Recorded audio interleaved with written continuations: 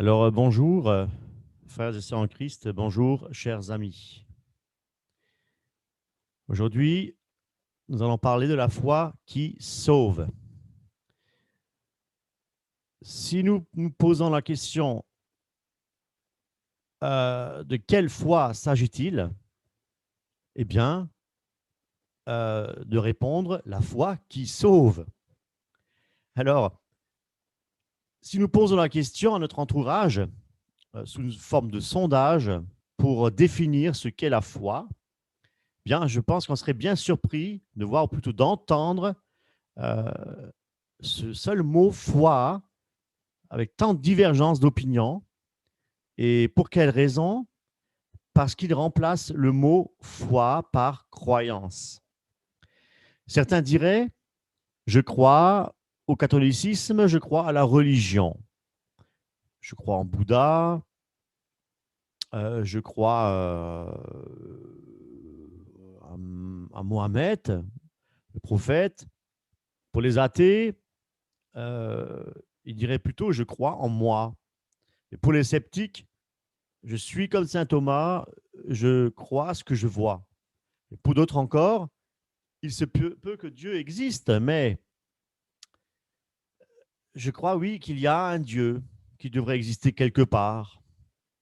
Alors, toutes ces réponses ne sont que des hypothèses qui sont fondées sur leur propre conviction. Alors, ce qu'il faut savoir, c'est que Satan, lui aussi, croit. Dans Jacques, chapitre 2, verset 19, tu crois qu'il y a un seul Dieu, tu fais bien, les démons le croient aussi et ils tremblent. Alors,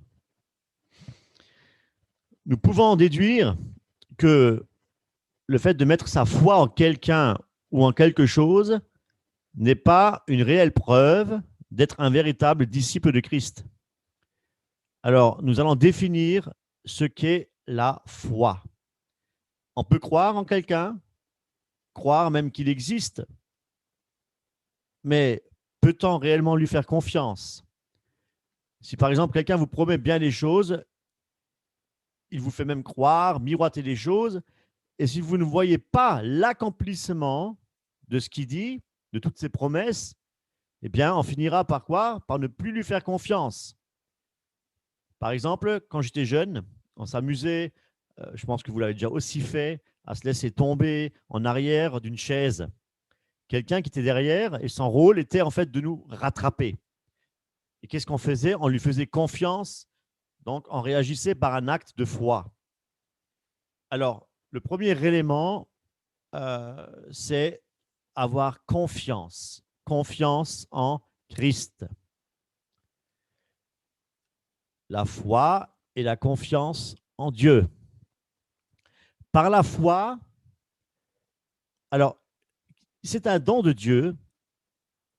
Nous croyons qu'il nous a sauvés, qu'il est ressuscité des morts et qu'il est assis à la droite du Père et qu'il va revenir nous chercher pour être avec lui pour l'éternité. Cette foi, elle est stimulante parce qu'elle nous laisse voir un héritage, une promesse pour un avenir éternel. Et ça, c'est merveilleux.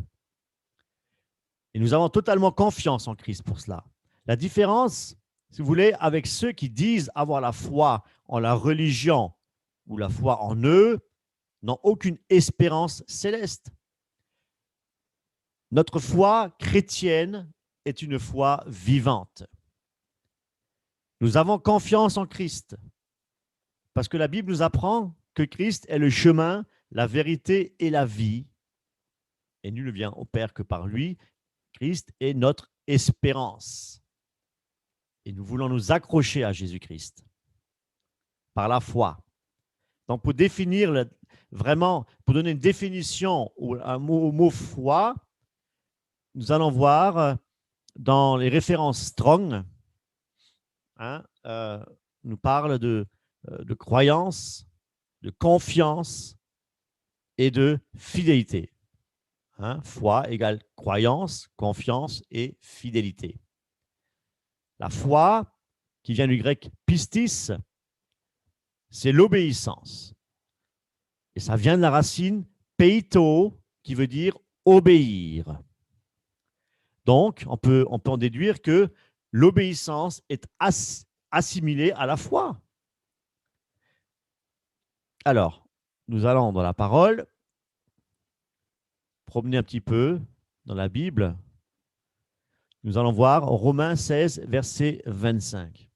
À celui qui peut vous affermir selon mon évangile et la prédication de Jésus-Christ, conformément à la révélation du mystère caché pendant des siècles, mais manifesté maintenant par les écrits des prophètes, d'après l'ordre de Dieu éternel, et porté à la connaissance de toutes les nations, afin qu'elles obéissent à la foi.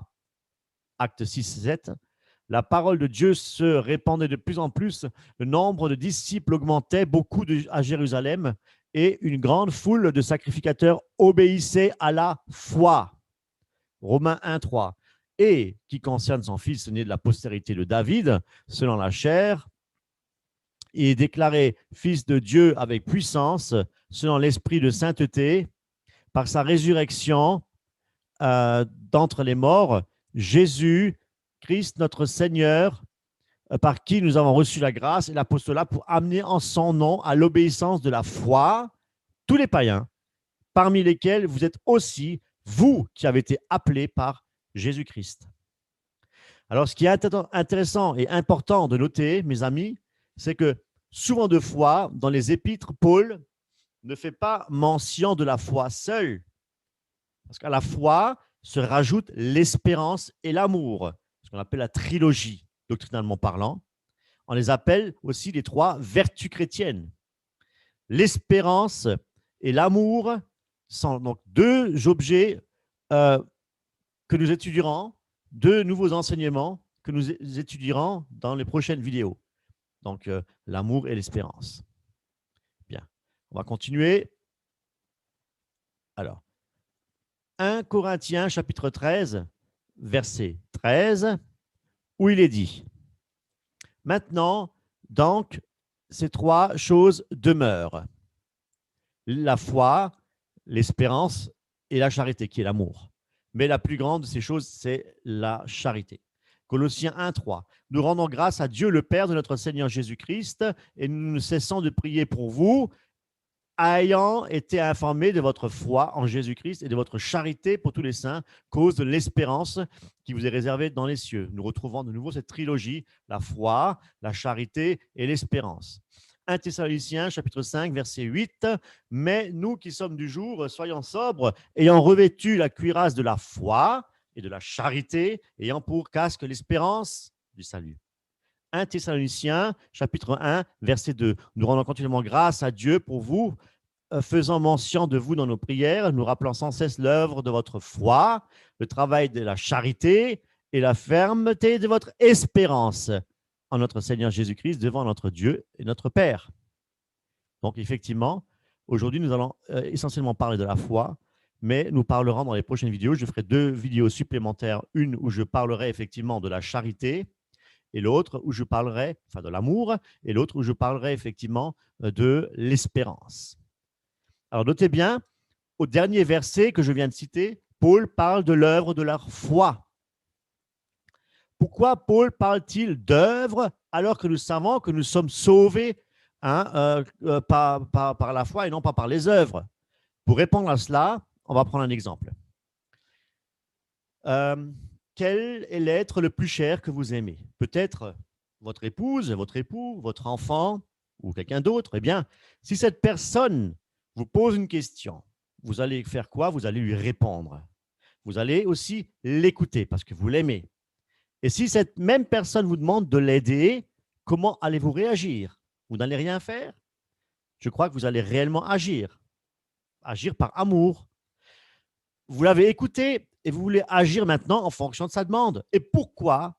Parce que vous l'aimez et vous voulez quoi? La voir heureuse et même épanouie. Eh bien, il en va de même avec Christ. Jésus nous a rachetés d'un grand prix. Il nous aime et il veut que nous soyons continuellement en communion avec lui et que nous lui obéissons. La foi est un don de Dieu. celui qui a la foi, c'est-à-dire qui lui obéit, je disais dans Romains, Paul parlait de l'obéissance de la foi. L'obéissance, je disais, qui était aussi assimilée à la foi. Celui qui a la foi en Christ obéit à Christ. Donc tout ça, il faut savoir. L'œuvre de la foi, c'est un engagement. Un engagement dans les œuvres saintes et justes uniquement pour qui? Pour la gloire de Dieu. Les œuvres que nous devons accomplir, parce que c'est un ordre, nous devons obéir à Dieu à travers ses commandements. C'est uniquement dans le but de glorifier Dieu. Et pourquoi? Parce que c'est l'œuvre de Dieu et non pas nos œuvres, comme je disais, afin que personne ne se glorifie. C'est pourquoi il est dit que nous devons pratiquer les œuvres que Dieu a préparées d'avance, non pas pour notre gloire, mais pour la gloire de Dieu.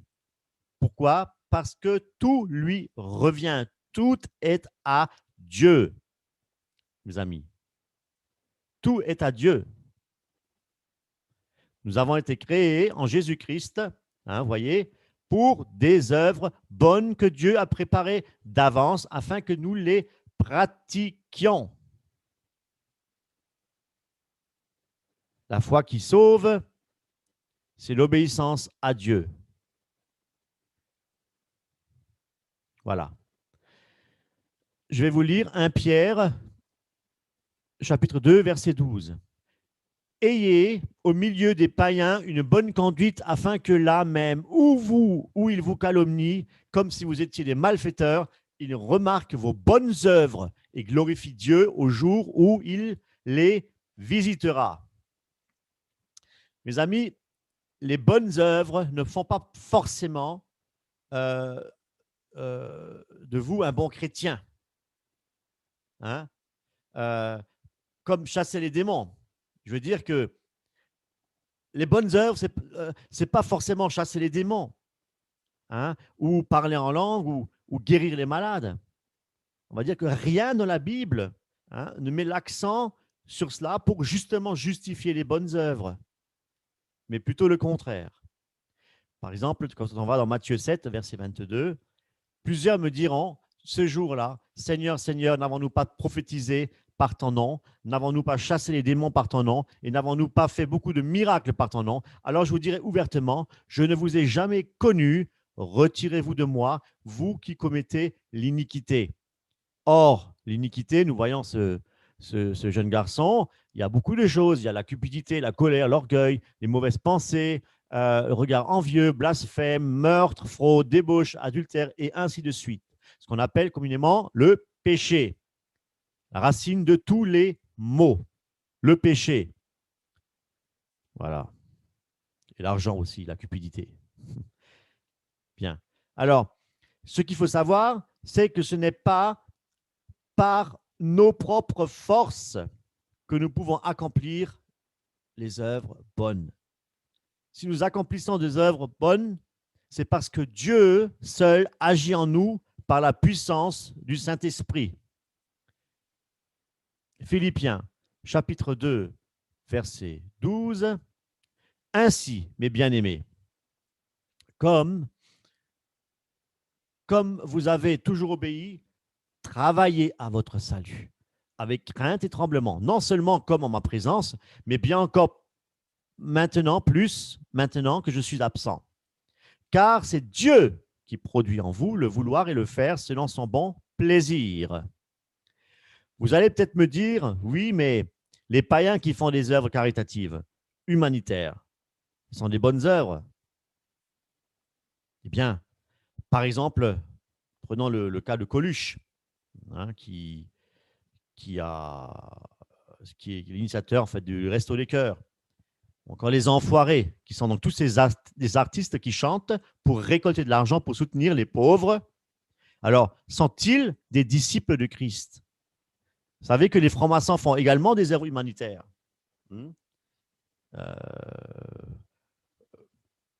Et la grande différence, en fait, c'est que ces œuvres humanitaires dans le monde glorifient l'homme par leurs prouesses, les efforts, un motif, on va dire, pour en être vus.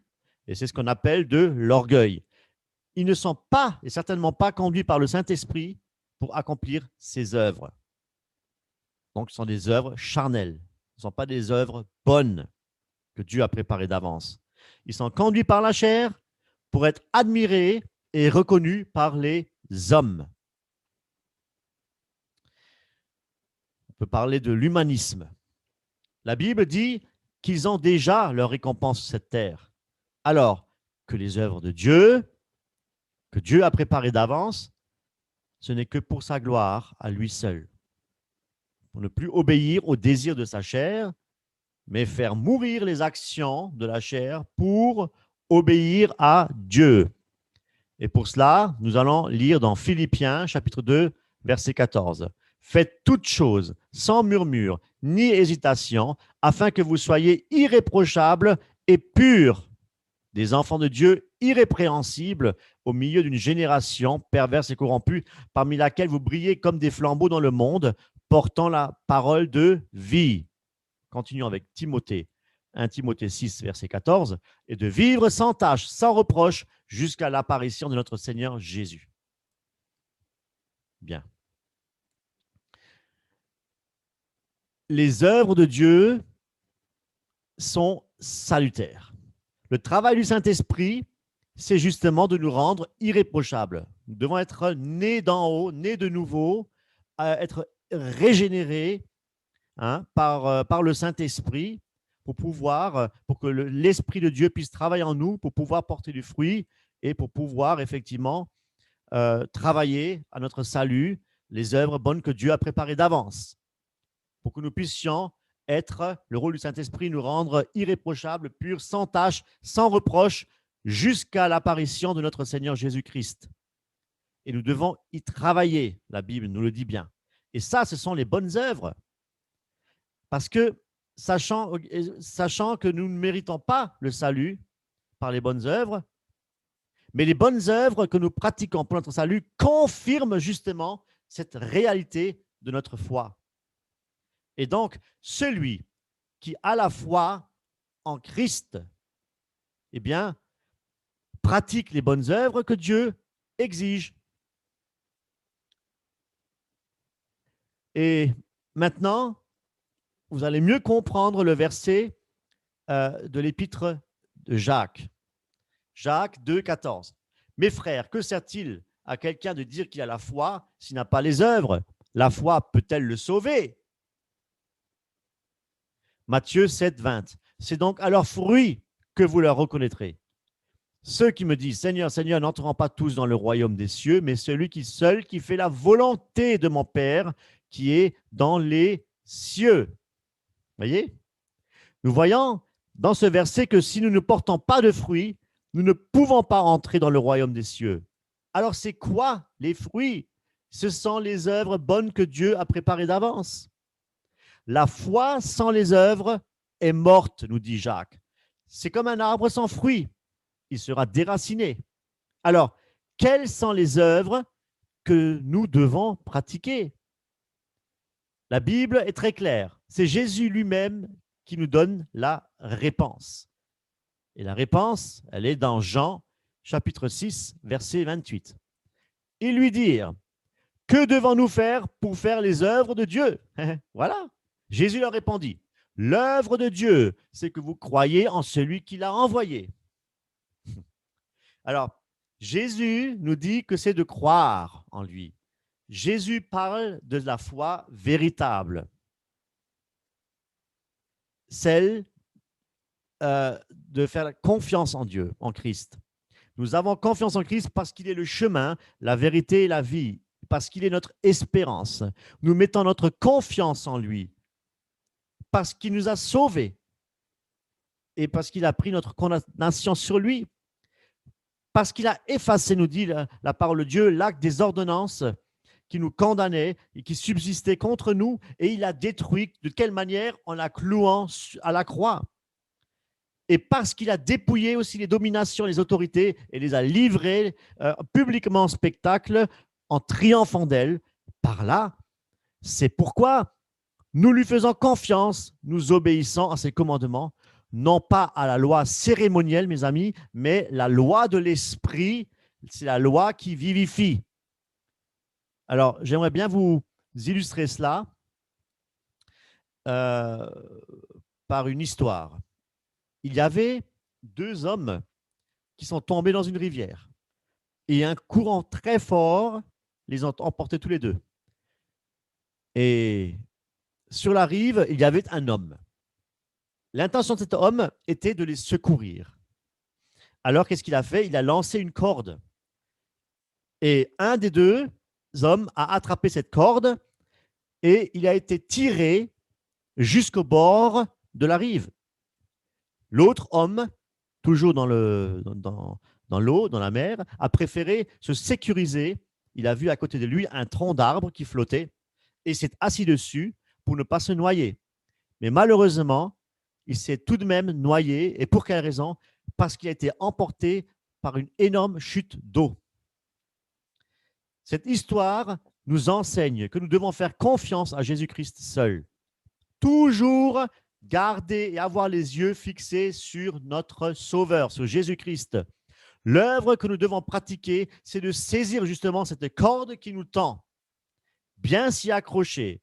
Et là seulement, nous pouvons pratiquer les œuvres bonnes que Dieu a préparées d'avance par la puissance de son esprit.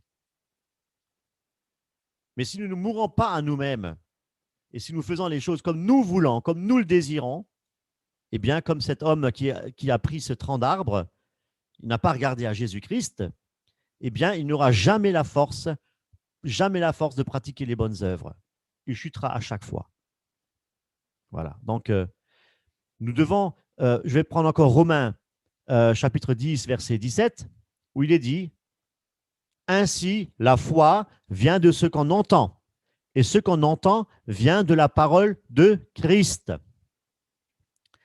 Nous devons entendre, mes amis. C'est-à-dire, entendre, c'est écouter. Et écouter, c'est quoi? C'est recevoir, c'est accepter, c'est donc appliquer la parole de Dieu. Alors, ça illustre, pratiquer la parole, c'est vivre une vie de liberté. Dieu nous a affranchis pour être réellement libres, mes amis. Bien. Alors, Jacques 1, 22. Mettez en pratique la parole et ne vous bornez pas à l'écouter en vous trempant par vous-même par de faux raisonnements. Romains 1, 5. Par qui nous avons eu la grâce et l'apostolat pour emmener en son nom à l'obéissance de la foi tous les païens. L'obéissance de la foi, mes amis, pourrait être traduite de cette façon. Obéir avec amour à celui à qui nous mettons notre foi et notre espérance. D'une manière plus simple, d'une manière pratique aussi, comment mettre notre foi en action? Eh bien, c'est très simple. C'est de mettre notre confiance en Christ, premièrement, nous abandonner complètement à lui, nous soumettre complètement à sa volonté, ne plus vivre pour nous-mêmes, mais vivre pour Dieu, nous repentir de nos péchés, venir à la croix et marcher dans l'intégrité. Et deuxièmement, un verset donne tout un enseignement à ce sujet. Et là, nous pouvons lire Colossiens chapitre 3, verset 2. Mais avant ça, je vais encore lire « Aimer Dieu et Jésus, c'est obéir ». Vous voyez, Jean 14, 23. « Si quelqu'un m'aime, il obéira à ce que j'ai dit. Mon Père aussi l'aimera, nous viendrons tous deux à lui. » Colossiens 3, 2. Affectionnez-vous aux choses d'en haut et non à celles sur la terre, car vous êtes morts et votre vie est cachée avec Christ en Dieu. Quand Christ, votre vie, paraîtra, alors vous paraîtrez aussi avec lui dans la gloire. Faites donc mourir les membres qui sont sur la terre. L'impudicité, l'impureté, les passions, les mauvais désirs, la cupidité qui est une idolâtrie. Voyez, c'est ça en fait les œuvres que Dieu a préparées d'avance aussi, c'est de mourir à nous-mêmes pour entrer dans les plans de Dieu, pour son œuvre, pour obéir à sa parole, dans ce que Dieu va nous dire par la puissance du Saint-Esprit. peut-être un ministère dans l'évangélisation. Il y a des choses. Le Seigneur veut nous utiliser. Mais nous devons avant tout, nous devons mourir à nous-mêmes pour que Dieu puisse vraiment nous utiliser.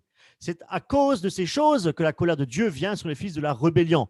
Se rebeller, c'est justement ne pas écouter Dieu. Et parmi lesquels vous marchiez autrefois lorsque vous viviez dans ces péchés. Mais maintenant, renoncez à toutes ces choses. Vous voyez, un commandement, un ordre. Nous devons renoncer à toutes ces choses. C'est ça aussi, mettre la parole en pratique. À la colère, à la nomosité, à la méchanceté, à la calomnie, aux paroles déshonnêtes qui pourraient sortir de votre bouche. On a du travail, mes amis. Ne mentez pas les uns les autres, vous êtes étant dépouillés du vieil homme et de ses œuvres, et ayant revêtu l'homme nouveau, qui se renouvelle dans la connaissance selon l'image de celui qui l'a créé. Vous voyez? Nous devons nous dépouiller du vieil homme. Ainsi donc, comme des élus de Dieu, saints et bien-aimés, revêtez-vous d'entrailles de miséricorde, de bonté, d'humilité, de douceur, de patience, les fruits de l'esprit. Supportez-vous les uns les autres, et s'il a un sujet de se plaindre de l'autre, pardonnez-vous réciproquement. De même que Christ vous a pardonné, pardonnez-vous aussi. Mais par-dessous toute chose, revêtez-vous de la charité, donc de l'amour, qui est le lien de la perfection. Et que la paix de Christ, à laquelle vous avez été appelés pour former un seul corps, règne dans vos cœurs. Mes amis, tout est possible, nous dit la parole, à celui qui croit. Faisons confiance à Dieu. Et sachant que par nos propres forces, par nos propres efforts, nous n'y parviendrons jamais. Nous rechuterons à chaque fois. Nous devons mourir à nous-mêmes, nous engager profondément dans l'obéissance de Dieu, dans l'humilité, dans la simplicité de cœur. C'est pourquoi, oui, soyons humbles et demandons à Dieu de lui résister, de lui rester fidèle en toutes choses, pour qu'il nous donne justement la puissance, par la puissance du Saint-Esprit, de pouvoir mettre sa parole en pratique et de l'aimer davantage, qui nous aide à mourir à nous-mêmes, à ne plus obéir aux désirs de la chair. Et tout cela avec une attitude de repentance, travailler notre salut avec crainte et tremblement, nous dit la parole, en étant toujours humble et dans la soumission. Et le Saint-Esprit nous aidera à marcher avec la foi qui sauve, pour servir notre Roi, notre Seigneur et notre Sauveur Jésus-Christ. Continuons, mes amis, jour après jour, à regarder à Christ, notre salut, notre espérance, qui nous donne par le Saint-Esprit la force et l'amour et pour résister au mal, au monde, de fuir le péché, et nourrissons-nous de sa parole et restons en communion avec lui par la prière, en cherchant toujours sa volonté pour notre vie, que nous puissions nous effacer complètement, mourir à nous-mêmes, pour que la vie de Christ puisse nous remplir, pour produire du fruit et les œuvres que Christ, que Dieu a préparées d'avance pour que nous les pratiquions. Mes amis, soyez richement bénis.